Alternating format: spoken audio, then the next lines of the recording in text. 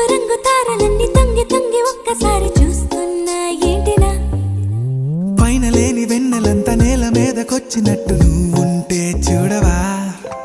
మంచువాన నన్ను ముంచనంట వాన విల్లు మీద ఇల్లు కట్టినెవ్వరంట ఈ లోకమంతా నిన్ను చూసినంట ఏ దిష్టి నిన్ను తాకకుండా ఇంటిలోన దాచుకుంటా రంగు